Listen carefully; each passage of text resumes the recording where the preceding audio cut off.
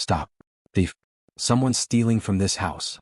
That's what the HOA Karen screamed while calling 911 on me at my own ranch that I had just inherited. She literally thought I was stealing from myself. This crazy woman tied me up with garden hose because she couldn't believe someone like me could own property in her neighborhood. By the way, where are you watching from? Drop a comment below because what happened next will blow your mind. The Texas sun was beating down hard as I struggled with a heavy box labeled kitchen stuff in my grandpa's messy handwriting. Sweat dripped down my face, but I couldn't help smiling because after years of dreaming about owning a horse ranch, here I was finally moving into the 40-acre property Grandpa Joe had left me. Mrs. Garcia, the sweet elderly neighbor, waved from across the fence with her sun-weathered face breaking into a knowing smile. "Welcome home, Marcus. This ranch is very special, you know," she called out. Something in her tone made me think she knew more than she was letting on. I waved back, adjusting my grip on the box, remembering my childhood dream of having horses one day. When suddenly, I heard the high-pitched whine of an electric motor racing toward me. A bright pink golf cart came speeding down the dirt road, kicking up a dust cloud that made me cough and squint.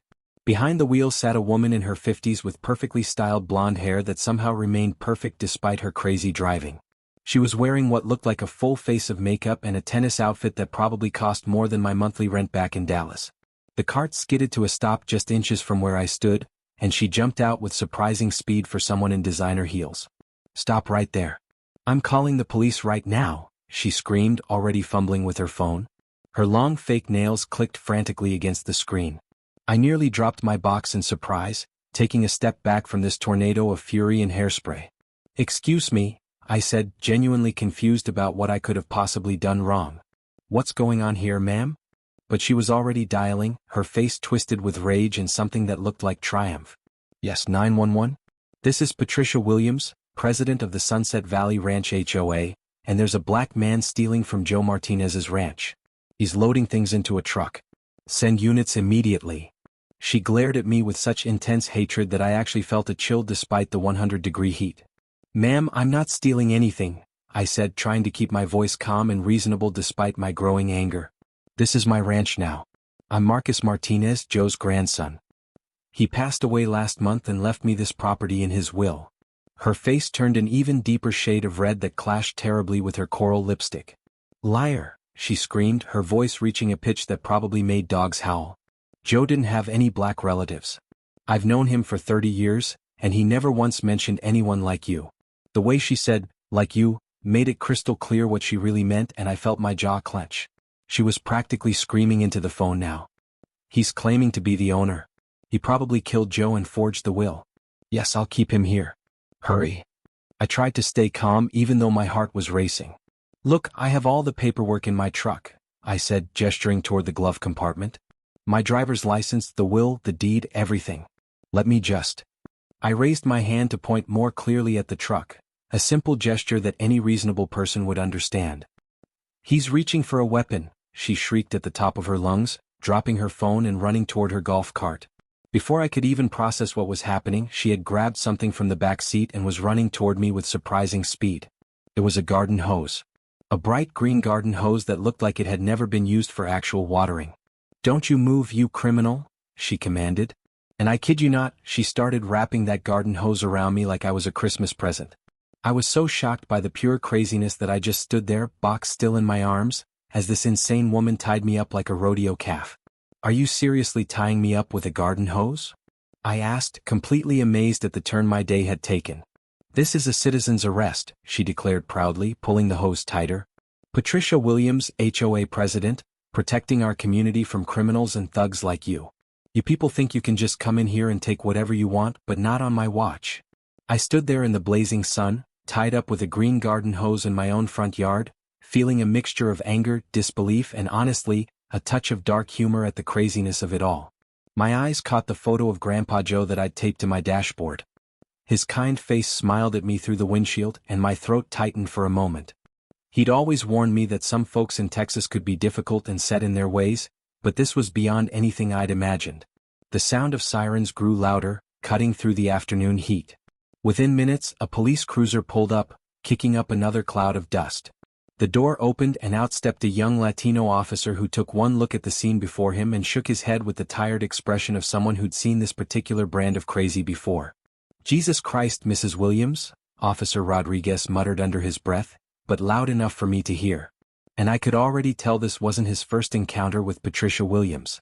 Officer Rodriguez approached us with the weary expression of someone who dealt with this particular brand of crazy more times than he cared to count. His hand hovered near his notepad rather than his weapon, which told me he'd already figured out the real threat here, and it wasn't the black man tied up with garden equipment. Mrs. Williams, why is this man tied up with a garden hose? He asked, pulling out his notepad with the resigned air of someone documenting yet another chapter in what was clearly an ongoing saga of Patricia Williams versus common sense and basic human decency. Patricia puffed up like an angry peacock defending its territory, her chest heaving with self-righteous anger as she pointed a perfectly manicured finger at me like she was identifying a criminal in a lineup. This criminal was stealing from Joe's ranch. I caught him red-handed loading stolen goods into that truck. Officer Rodriguez, I demand you arrest him immediately before he can dispose of the evidence. Rodriguez turned to me, and I could see the sympathy in his dark eyes as he took in my sweat-soaked shirt, the box still somehow balanced in my arms despite the hose restraints, and what I'm sure was an expression of complete confusion mixed with growing frustration on my face. Sir, can you explain what's happening here? He asked gently, like he was talking to a spooked horse rather than a potential criminal. I managed to keep my voice steady despite the urge to either laugh or scream at the craziness of it all. Officer, I'm Marcus Martinez. Joe Martinez was my grandfather on my mother's side. He passed away last month from cancer and left me this ranch in his will. I'm literally just trying to move into my own house. Lies. Patricia screeched with such volume that a few birds actually took flight from a nearby oak tree, their wings beating frantically to escape her voice. Joe never mentioned any grandson, especially not a, She gestured vaguely at me with both hands, like she was trying to encompass my entire existence in one dismissive motion. We all knew exactly what words she was dancing around but couldn't quite bring herself to say in front of a Latino police officer. Rodriguez's jaw tightened visibly, a muscle jumping in his cheek. When he spoke, his voice had dropped to a dangerously quiet level that made Patricia take an unconscious step back. Someone like him? He repeated slowly, carefully pronouncing each word. What exactly do you mean by that, Mrs. Williams? Before Patricia could dig herself deeper into that particular hole, Mrs. Garcia came hurrying across the yard, moving with surprising speed for a woman in her late 60s, her gray hair flying behind her like a banner. Marcus, Joe's grandson. I've been expecting you, sweetheart. She reached us slightly out of breath but with fire in her eyes as she took in the scene. Her gaze landed on the garden hose with a mixture of disbelief and disgust. Patricia Williams, what in the name of all that's holy do you think you're doing? Why is this young man tied up like a Thanksgiving turkey? She glared at Patricia with the kind of anger that only comes from years of built-up grievances, and I got the feeling there was significant history between these two women. Patricia's eyes darted between Mrs. Garcia Rodriguez and me, clearly trying to recalculate her position now that she no longer had sole control of the story. Without missing a beat, she grabbed her phone again, stabbing at it with those ridiculous nails. I need backup, she barked into it, though I noticed she hadn't actually dialed anyone this time. There's a whole gang here. They're overwhelming me. Send more units immediately. Rodriguez rolled his eyes so hard I'm surprised they didn't fall out of his head, but protocol apparently required him to respond to her escalation. He radioed for additional units with the tone of someone ordering pizza rather than calling for emergency backup. 2 more police cars arrived within minutes, sirens blaring unnecessarily given that the most violent thing happening was Patricia's assault on common decency. As the additional officers got out of their vehicles, taking in the scene with expressions that ranged from confusion to barely suppressed amusement, Patricia suddenly clutched her chest and swayed dramatically. Oh my, I feel faint. The stress of being attacked. My heart. She began to sink toward the ground in what was clearly the most theatrical fake faint I'd ever witnessed, complete with a hand pressed to her forehead and fluttering eyelashes that looked like dying butterflies. But here's the kicker.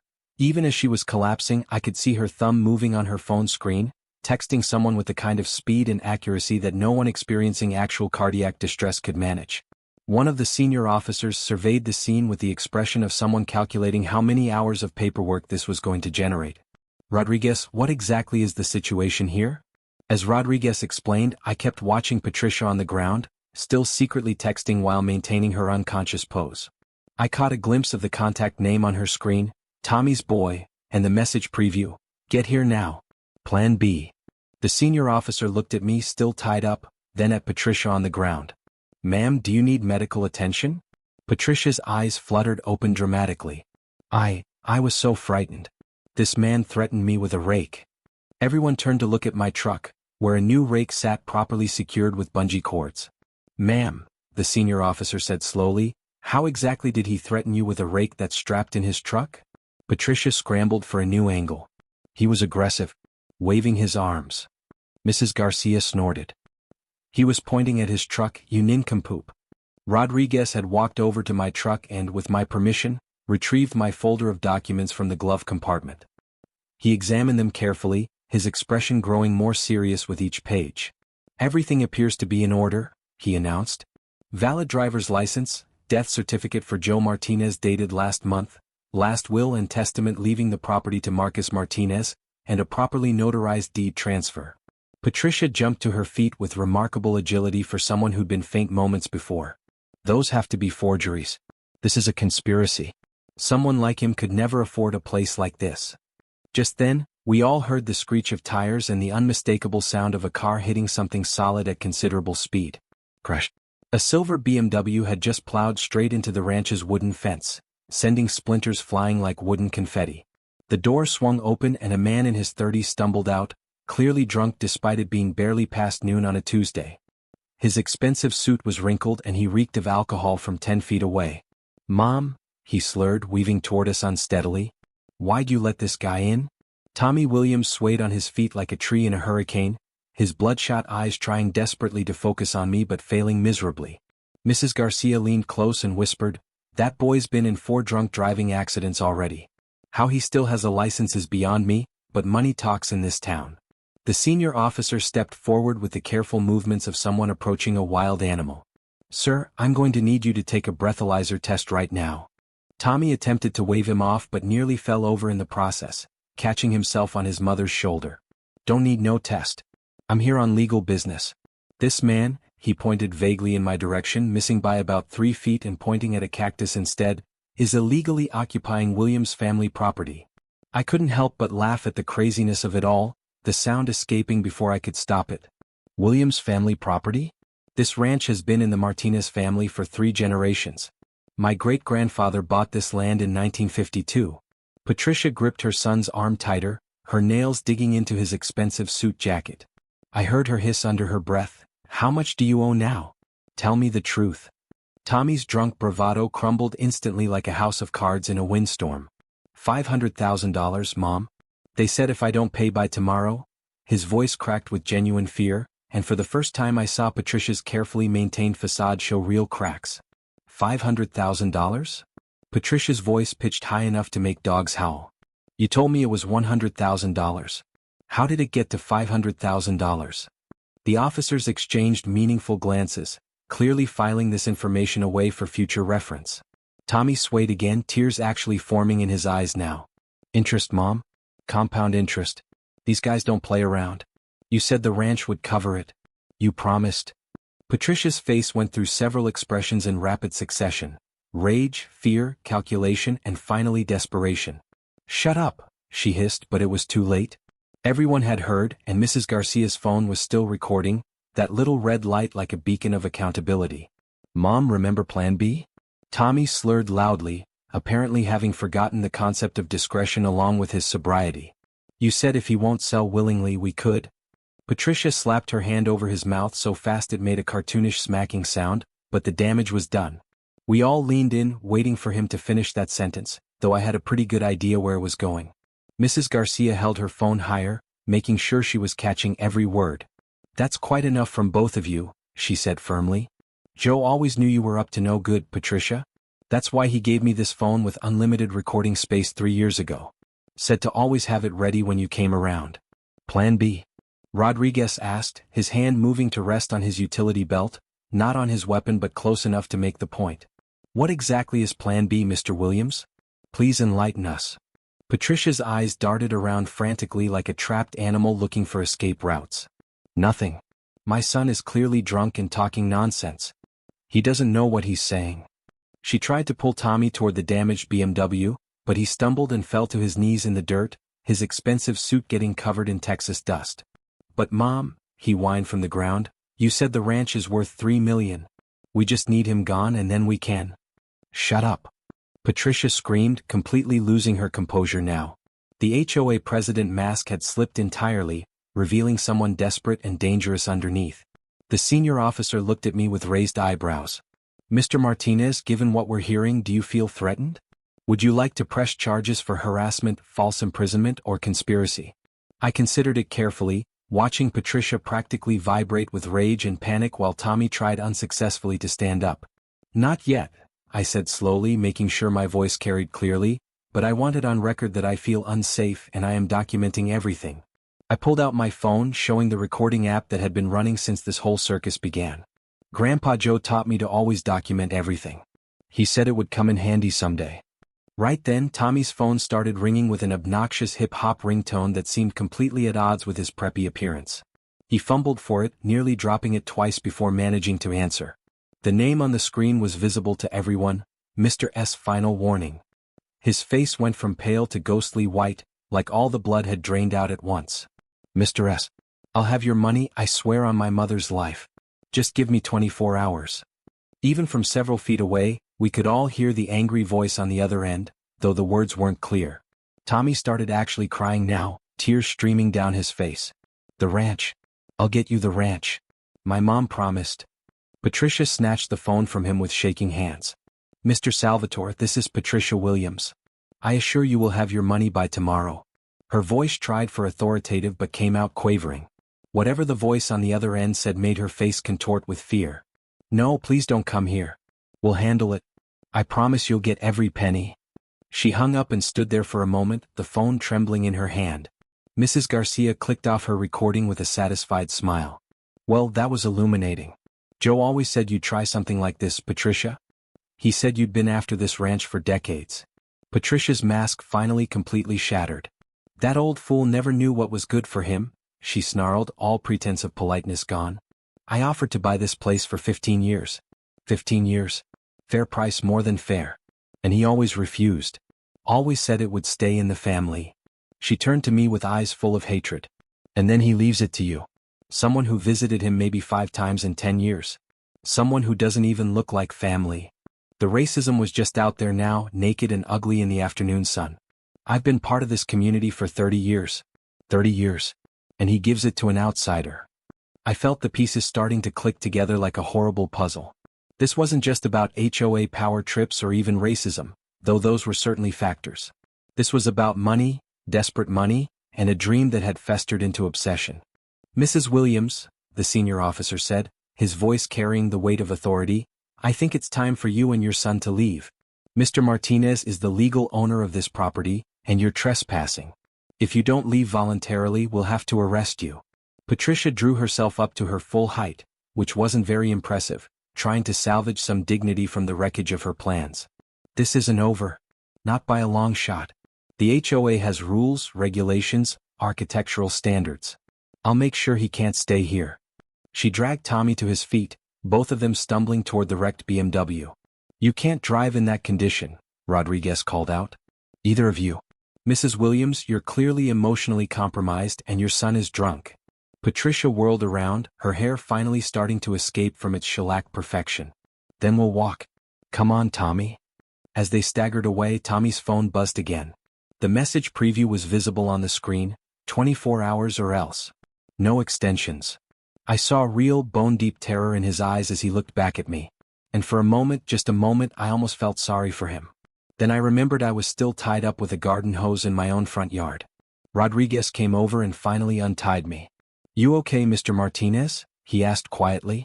I rubbed my arms where the hose had left marks. I'm fine, but something tells me this is far from over. Tommy's phone rang again, that same terrifying ringtone. The screen lit up, Mr. S. Final warning. His face went from white to green, and he actually whimpered like a scared child. The next morning, I woke up to find my property littered with no trespassing signs, which was pretty ironic considering I was the actual owner. Looking out my window, I saw Patricia in her signature pink golf cart, leading a group of security guards onto my property like some kind of suburban general. This is HOA property now, she shouted through a bullhorn that made her voice even more grating than usual. Vacate immediately or face legal action.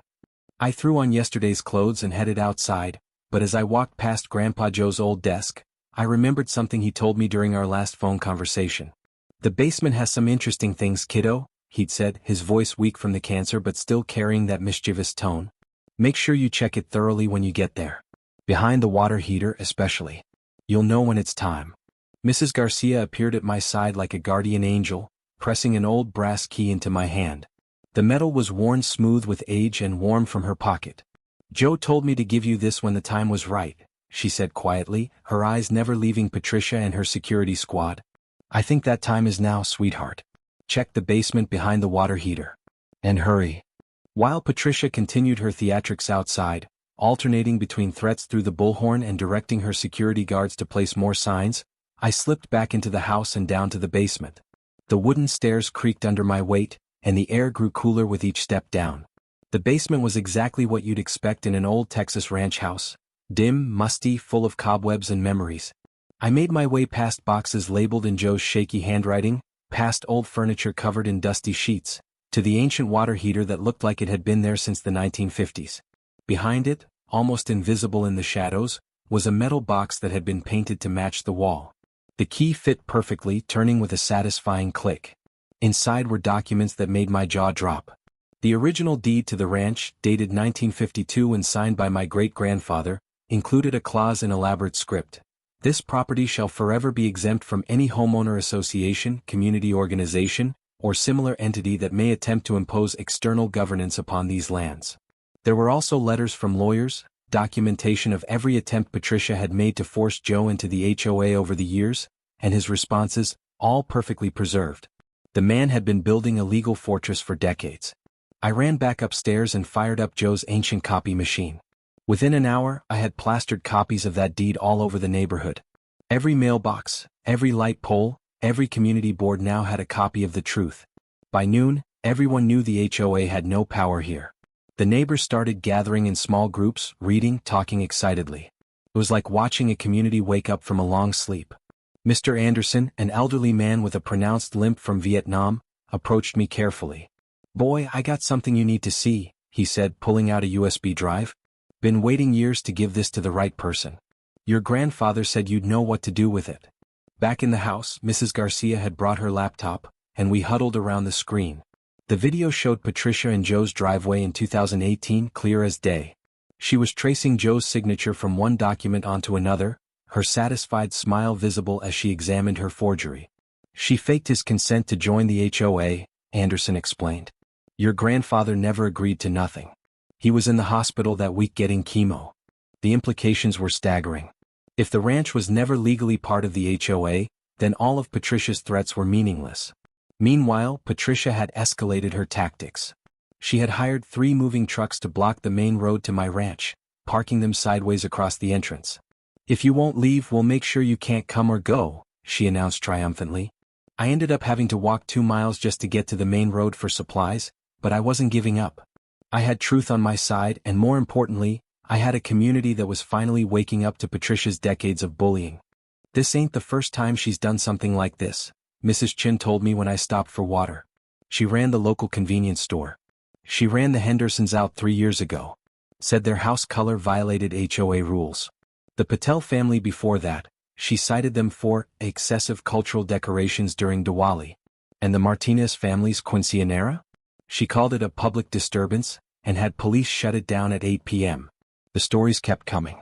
Patricia had been terrorizing this community for years, using authority she didn't actually have. People had been too scared or too tired to fight back. Until now. As the sun began to set, I was back in the basement when I noticed something else. A strange safe with a digital keypad, tucked in the corner behind some old paint cans. The numbers on it seemed familiar somehow, but I couldn't quite place them.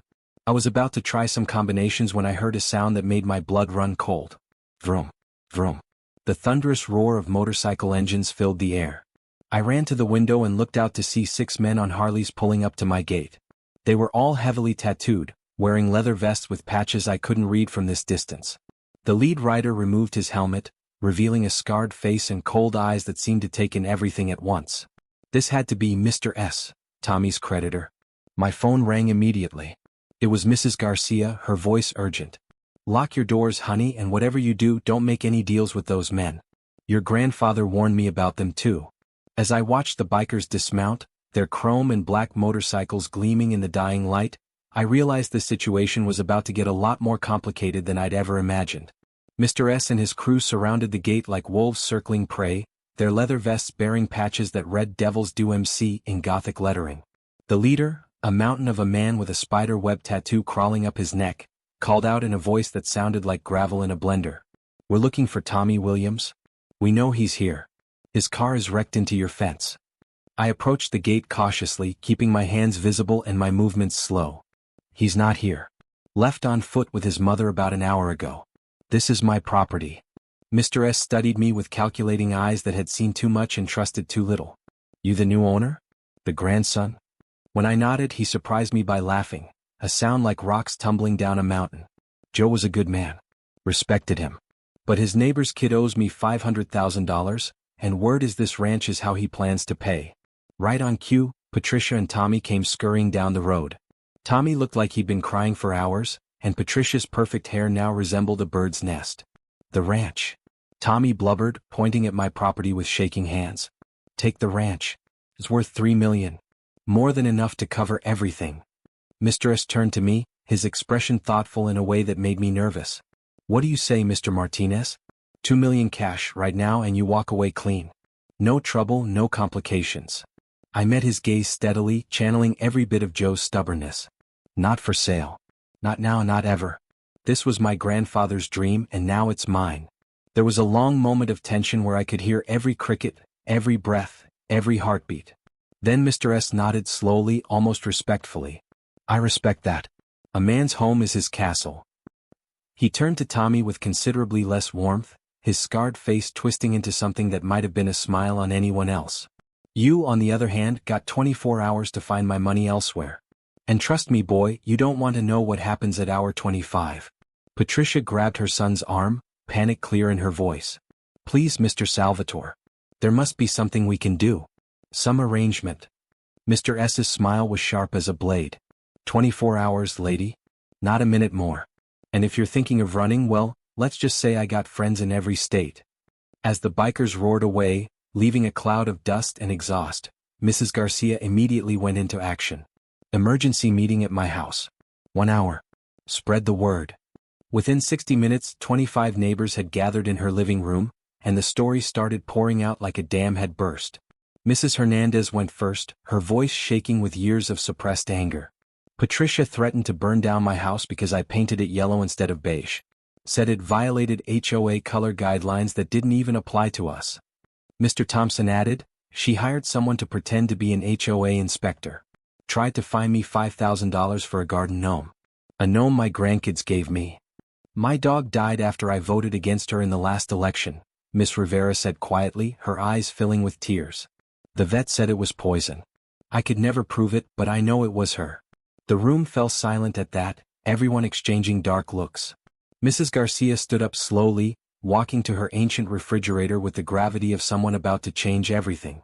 "I think it's time you all heard something," she said, pulling out an old cassette tape labeled in Joe's handwriting, "for when the truth needs telling." We gathered around her old player like it was a campfire, and she pressed play with trembling fingers. Joe's voice filled the room, shaky but determined. "If you're listening to this, it means Patricia Williams has finally made her move. What I'm about to tell you happened on March 15, 1995. Patricia poisoned my wife, Maria." Gasps echoed through the room like thunder. The recording continued, "I could never prove it legally, but I know it was her. Maria had refused to sell her the ranch, and 3 days later she was dead. The police said it was accidental poisoning, but I found Patricia's pesticide bottle in our shed. She'd been in love with me since high school, couldn't accept that I chose Maria. This ranch became her obsession." I felt the blood drain from my face. She murdered someone?" Mrs. Garcia nodded grimly. "Joe could never prove it in court, but he knew. He spent the rest of his life gathering evidence, preparing for this day." That's when I noticed something odd in the corner of Mrs. Garcia's living room. An old photo of Joe, and barely visible in the background was another photo tucked away. It showed a much younger Patricia standing next to Joe at what looked like a high school dance. The look on her face was unmistakable. She'd been in love with him, and that love had turned to poison. Just then the lights went out, plunging us into darkness. In the chaos, we heard breaking glass and heavy footsteps. FBI. Nobody move. Federal investigation, someone shouted. But something was off immediately. As my eyes adjusted, I noticed one of the agents was wearing Nike sneakers with his tactical gear. Another had his windbreaker on backwards, the FBI letters reversed. Wait a minute, I said loudly. Since when does the FBI shop at discount stores for their gear? The lead agent faltered, and in that moment of hesitation the real cops, who Mrs. Garcia had wisely called earlier, burst in. Freeze. Impersonating federal agents is a felony. Rodriguez shouted, looking thoroughly fed up with the entire Williams family drama. As the fake FBI team was arrested, Patricia's whole house of cards began to collapse. One of them immediately started talking. She paid us $3,000 to scare everyone. Said it was a prank. Mrs. Garcia turned to me with tears in her eyes. There's more, Marcus. Joe left something else. She fast-forwarded the tape. Joe's voice returned, the safe in the basement. The combination is 03151995. The day Maria died. Inside is everything you need to bring Patricia to justice. My hands were shaking as I realized what this meant. Grandpa Joe had been playing the long game, waiting for the right moment, the right person to finally expose the truth. But that's not all. Mrs. Garcia added, pulling out a thick folder. Joe knew Patricia would escalate. He documented everything. Every threat, every forged document, every crime. She spread the papers on the coffee table. There were photos of Patricia entering properties she had no right to be in, recordings of threats, even bank records showing suspicious transfers. He was building a case for 40 years, Anderson said quietly, waiting for someone strong enough to use it. The room was silent except for the ticking of Mrs. Garcia's grandfather clock. I looked around at these people, my new neighbors, who had suffered under Patricia's reign of terror for so long. They were looking at me with hope in their eyes, like I was some kind of savior. But I wasn't special. I was just a guy who wanted to move into his grandfather's ranch and raise horses. Still, if Joe had chosen me for this, if he trusted me with his legacy and his justice, then I wasn't going to let him down. Tomorrow, I said, my voice stronger than I felt. Tomorrow we open that safe and we end this. 40 years is long enough. As if in response to my words, we heard motorcycle engines in the distance. Mr. S was circling back, making sure his message was clear. The clock was ticking, and we had less than 24 hours to save not just my ranch, but potentially Tommy's life. Mrs. Garcia and I rushed back to my ranch, our footsteps echoing in the empty house as we descended into the basement. The safe stood before us, its digital display glowing green in the dim light like some kind of technological oracle waiting to reveal its secrets. 03151995, I whispered, entering the code with trembling fingers. The lock clicked open with a sound like Judgment Day arriving. Inside were stacks of documents, photographs yellowed with age, and a small glass bottle that made my blood run cold. My hands shook as I examined each piece of evidence, the weight of 40 years of secrets heavy in my palms. Poison. Murder. 1995, the words came out as barely a whisper, but they seemed to echo in the basement like a scream. Mrs. Garcia placed a comforting hand on my shoulder, her own eyes wet with unshed tears. She killed Maria for this land. Joe knew but couldn't prove it. Then the law failed him, so he waited. He waited for you. Among the papers were love letters from Patricia to Joe, dated 1975. The handwriting was desperate and obsessive. Why won't you see we're meant to be together?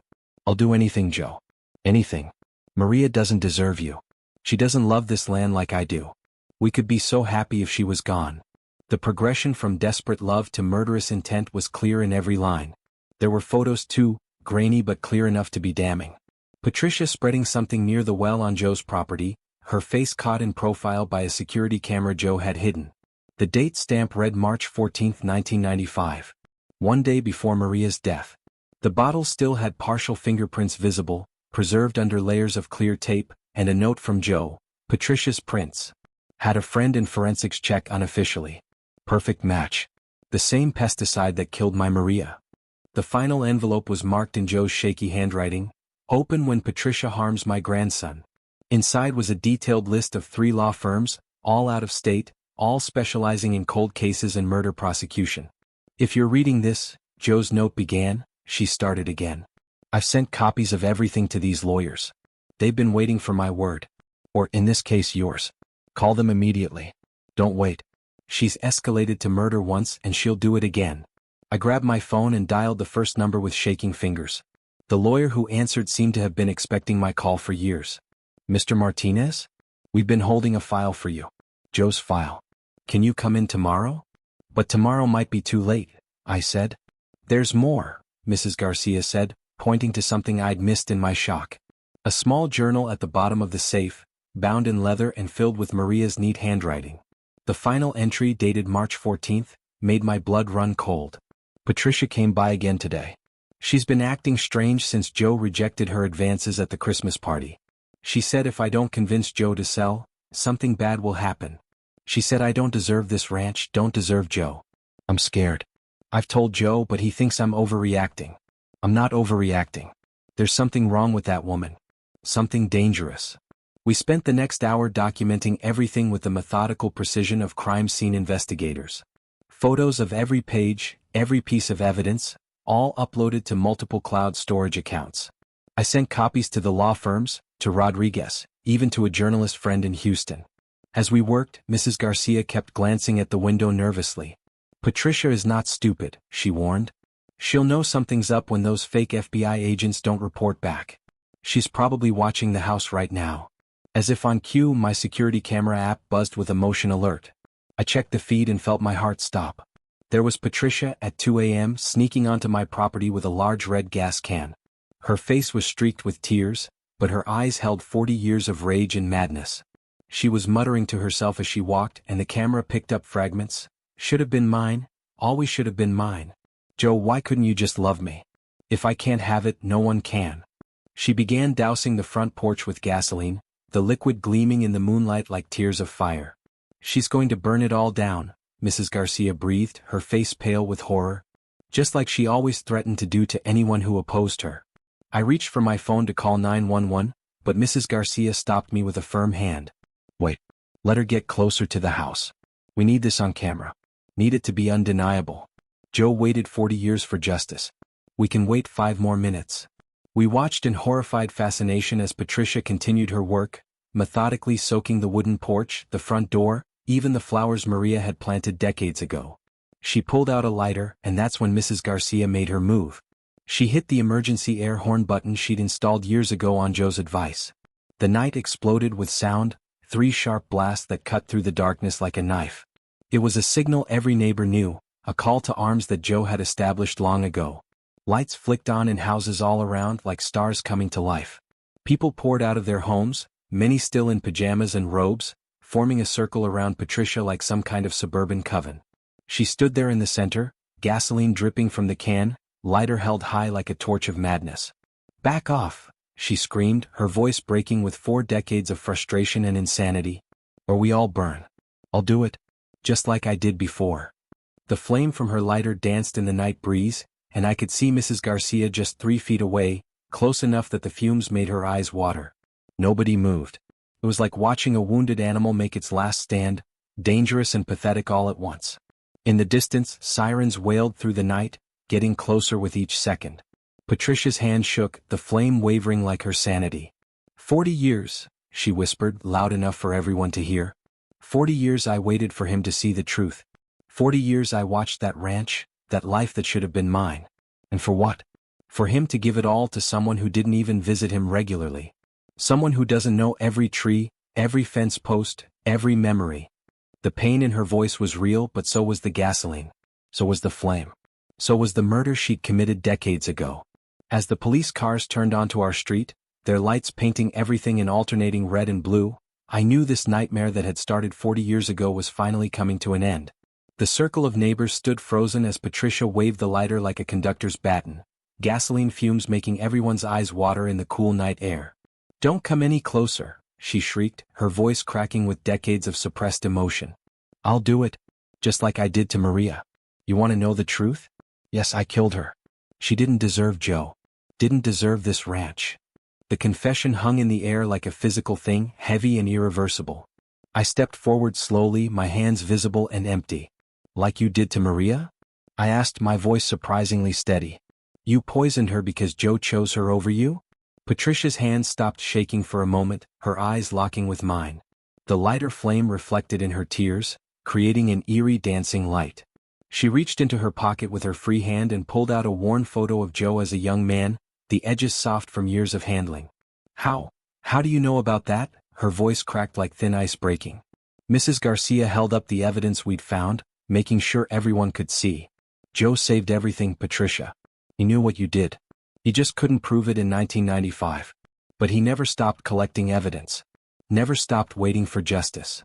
The sirens grew louder, and Rodriguez's cruiser screeched to a halt at the edge of the crowd, followed by 4 more police cars. Officers poured out, weapons drawn but pointed at the ground. Mrs. Williams, Rodriguez called out, his voice calm but firm. Put the lighter down. Let's talk about this.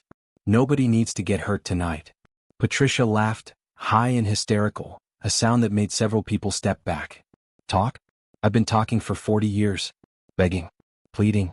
I loved Joe since we were 16, but he chose her. Plain, boring Maria who didn't even appreciate what she had. Behind her, I saw Tommy trying to approach through the crowd, but Mr. S and his crew had arrived too, keeping the younger Williams in their sights. Mom? Tommy called out, attempting sobriety and failing spectacularly. Mom, please. This won't solve anything. You'll go to prison. What about me? For once in his worthless life he was right. Patricia's face crumpled like paper. Nothing will solve anything. Don't you see? It's over. All of it. 40 years of planning, of waiting, of hoping, and for what? She looked at the photo in her hand, her expression shifting between love and hate so fast it was dizzying. Patricia, I said, taking another small step forward. Joe's gone. Maria's gone. You can't bring them back. But you can stop this now. Don't make it worse. She looked at me with eyes that held decades of pain and madness. You don't understand. None of you understand. I loved him. I loved this ranch. It was supposed to be our life together. Our children were supposed to run through these fields. I was supposed to grow old on that porch. Not her. Never her. The lighter flickered in the breeze and several people gasped. But he chose her, Mrs. Garcia said quietly, her voice carrying in the still night. He chose Maria because he loved her. And you killed her for it. You took an innocent woman's life because you couldn't accept rejection. Patricia's face twisted with rage. Innocent? She stole my life. My future. Everything I was meant to have. She raised the lighter higher, but her hand was shaking so badly now that the flame went out. She clicked it desperately, but her tears had wet her hands and it wouldn't light. In that moment of fumbling desperation, the police moved in. 3 officers approached from different angles while she was distracted. The gas can fell, splashing its contents across the dirt. Patricia dropped to her knees, still clicking the dead lighter, sobbing with 4 decades of frustrated obsession. Why couldn't you just love me, Joe? She whispered to the photo. Why wasn't I enough? The arrest was almost anticlimactic after all that drama. As they cuffed her and read her rights, she looked back at me one last time. Take care of it, she said quietly, all the fight drained from her voice. Take care of the ranch. Maybe you'll do better than I would have. Maybe Joe was right. They led her away, and the crowd began to disperse slowly, everyone processing what they'd witnessed. Rodriguez approached me, notebook already out. Mr. Martinez will need a full statement. And all that evidence you mentioned. I nodded, suddenly exhausted. All documented. 40 years of evidence. Joe made sure of that. Fast forward 6 months, because nobody needs to hear about the tedious legal proceedings, the grand jury, or the media circus that followed. Here's what matters. Patricia Williams got 25 years for murder, with the possibility of parole in 15. The 1995 murder of Maria Martinez was finally solved. Tommy got 5 years for fraud, conspiracy, and extortion related to his debts and his mother's schemes. Mr. S, surprisingly, testified for the prosecution at the trial. He looked me in the eye and said simply, "The kid owes you one. We're square. Your grandfather was good people. Respect. Sometimes in this world, honor among thieves means more than legal contracts." The HOA had to pay me $150,000 in damages for Patricia's illegal actions over the years. Turns out forging documents and impersonating federal authority has consequences. We knew. The ranch is thriving now. I named it Joe and Maria's Ranch, and turned it into a therapeutic riding center for kids with disabilities. Every morning, I saddle up one of the horses and ride the property line, checking fences and breathing in the Texas air that Joe loved so much. Mrs. Garcia runs the HOA now, and her first and only rule was simple: kindness first. Bullies need not apply. Patricia writes me letters from prison sometimes. Monthly apologies filled with regret and explanations I never asked for. She tells me about her childhood, about falling in love with Joe in high school, about how that love curdled into obsession and eventually murder. I don't forgive her. Maria deserves better than my forgiveness for her killer. But I respect that Patricia is finally facing what she did, even if it took 40 years and another attempted crime to get there. Tommy is in minimum security, apparently teaching literacy classes to other inmates. People can change, I suppose, when they hit rock bottom hard enough. The best part came last week. I got a letter from a production company in Hollywood. They want to buy the rights to this story, turn it into one of those true crime documentaries that everyone seems to love. I sat on the porch reading it as the sun set over the ranch and I felt tears in my eyes. Grandpa Joe always said this place would be special, that it would touch lives far beyond its fence lines. He just never specified how. As I watch kids with cerebral palsy learn to ride, as I see veterans with PTSD find peace in the quiet morning rides, I understand what he meant. So that's my story. I tell it to visitors who come to the ranch, watching their kids laugh as they pet the horses. A woman so obsessed with something she couldn't have that she destroyed everything she touched trying to get it. And a man who knew that sometimes the best revenge is just living well and helping others do the same. Mrs. Garcia likes to add her own ending when she's around, and that's why you should always be nice to your neighbors. You never know when you might need 30 of them to surround a murderer with a gas can at 2 in the morning. We laugh about it now, but sometimes late at night I think about Patricia in her cell, probably still clutching that old photo of Joe. Love, obsession, murder, it's a thin line sometimes. But here's what I learned. Home isn't about property lines or deeds or even inheritance. It's about community. About people who will stand with you against someone threatening to burn it all down, literally. The ranch is full of life now. Full of children's laughter and horses neighing and hope. Where Patricia saw only possession and control, we've built something beautiful. And if that's not justice, I don't know what is. That's the end. Or is it? Hit subscribe, smash the like button, and keep watching for more incredible true stories.